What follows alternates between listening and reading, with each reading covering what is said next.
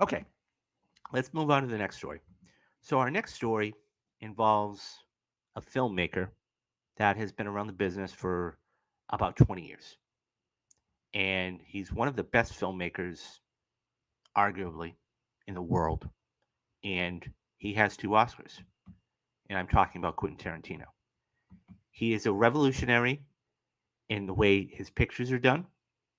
And when you look at his body of work, yeah, some of them may not have been the greatest in the world, but he has had some absolute bangers. Okay. The one, and I think his masterclass is Pulp Fiction. Okay. Hands down. Just everything about that movie. And it really changed how stories are told because one thing about Pulp Fiction is it doesn't start from beginning to end. It starts in the middle and then circles all the way back. Guys, if you haven't seen Pulp Fiction, take the 2 hours and watch it. And if you've seen it, watch it again because it's marvelous. Okay, so the reason why I bring Quentin Tarantino up is because according to the THR, the Hollywood Reporter, he has got his final film um, already locked in. Okay, he's written a script for it and he's planning to direct it this fall. So Quentin Tarantino is back for the last time.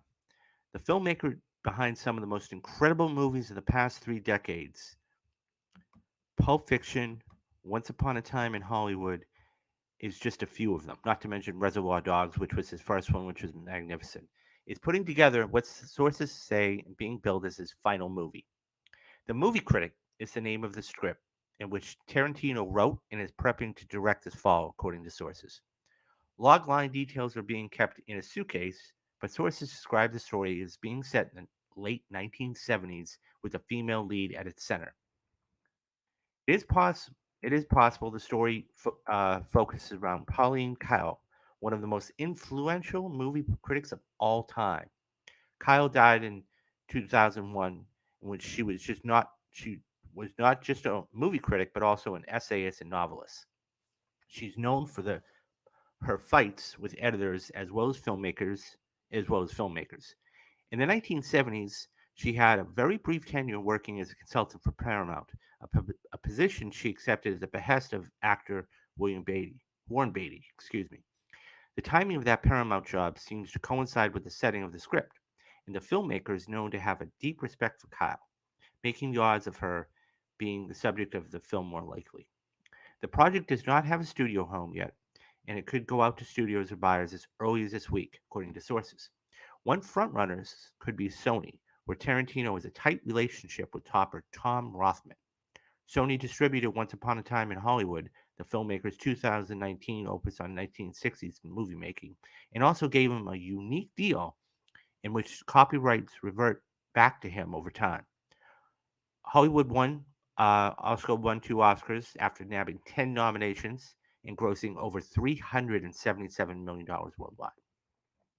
Tarantino has for two decades commanded the ability to attract the most coveted actors, working with people like Lawrence DiCaprio and Brad Pitt twice. He directed Christoph Waltz to two Oscar wins. Samuel L. Jackson is a frequent collaborator, and if this is truly his final film, he will have no shortage of the thespians dropping everything to line up for roles. The filmmaker has maintained he has an infinite amount of movies in him, saying he wants to direct 10 films or retire by the time he's 60. The writer director has 9, if you can count the two Kill Bill ones, and turns 60 later on this month.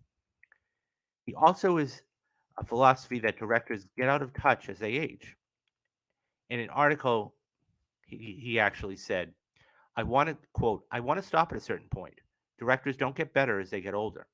Usually the worst films in their filmography are those last four at the end. I am all about the filmography, and I have one bad F up away from three good ones. I don't want to be that bad, out of touch comedy in my filmography. The director thinks the movie that makes me think people says, "Oh man, he's still 20 years ago." When directors get out of date, it's not pretty. Tarantino is one of the most celebrated auteurs obsessing with film history and throwaway genres that tended to operate with the fringes of the industry, such as the spaghetti western and everything else. But his modern and elevated takes on those genres have earned him two Oscars for Best Writing for Pulp Fiction and Django Unchained, three Best Director nominations, and one Best Picture nomination. Even though he's retiring from filmmaking, he has expressed in other creative outlets, noting in interviews that he could direct limited series or plays. In 2021, he published his first book, a novelization about Once Upon a Time in Hollywood. Okay, so let's talk about this. Tarantino, for me, is amazing. um, just because if you look at his body of work, he has revolutionized the business. Um, he's one of those directors that gets left out of, and I don't think there's any greatest of all time. I mean, I think there's a Mount Everest to be had. Um, if I were going to do that, I would put Spielberg and Scorsese on there. You take a look at somebody like Coppola, who really changed the business. Um, so, I mean, and you can put a fourth, Tarantino could be a fourth guy on there. But it's interesting that he only wanted to make 10 movies because what he's done is not only he's changed the business, but he's gotten some of the best actors in the world to work with him. Um, I mean, as I said in the beginning of the piece, Pulp Fiction is an amazing movie. And if I know nobody talks about film school, but that is a film that needs to be watched. And it's interesting because when we talk about the best pictures of 1994, we don't really talk about Pulp Fiction. What do we talk about? Forrest Gump. We talk about Shawshank Redemption. That was up there with those, and it didn't win the Academy Award for Best Picture. So that tells you something, right? Nonetheless, what he's able to what he's been able to do. Okay, he got Brad Pitt an Oscar. He's won two Oscars himself for Django and Pulp Fiction. Remarkable filmmaker. Um, there's nothing else to be said about it. Is his humor sometimes controversial? Yes. Does he use language that is, let's say, salty? Yeah. But, it's one of those things where how much are you willing to change? One thing about Tarantino is this, okay? He is all about the character. He's all about the character. And I think that when you have somebody like a Quentin Tarantino, it's amazing to see what he can do. And that's why he takes 5, 6, 7 years to develop a picture. Now, granted, his last one was Once Upon a Time in Hollywood in 2019, so it's been 4 years.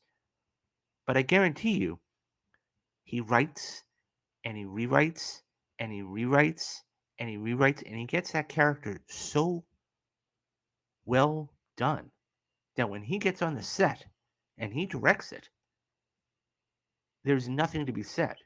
I mean, he's doing. Anybody who's a writer knows this. You have to refine everything. He knows exactly.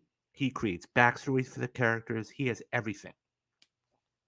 Um, he's another guy that will take quality over quantity any day of the week and twice on Sunday. And that's a fact. And that's why he's only doing 10 pictures. Whether you like them or you hate them, he's doing quality over quantity. And I respect that because, he talks about, in that quote, he talks about the last four films. Take a look at somebody like Clint Eastwood.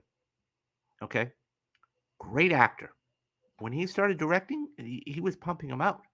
Okay. Gran Torino, $1 Million Baby. And by the way, he's an Academy Award winning director too. But you take a look at his last four films. Okay.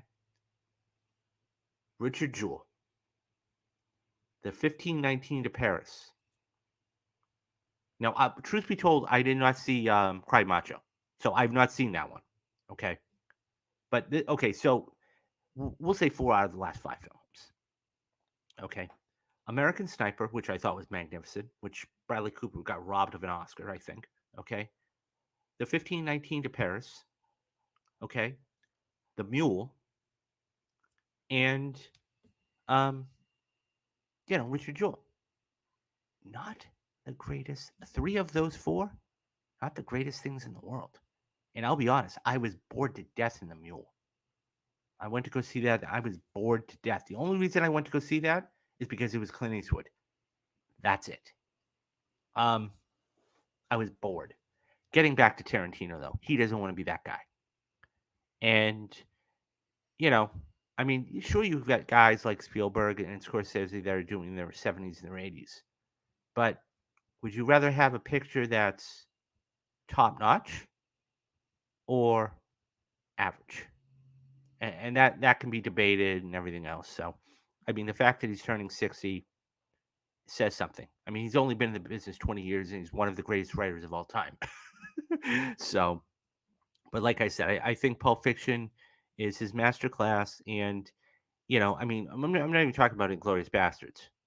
Okay. You know, um, amazing, just amazing.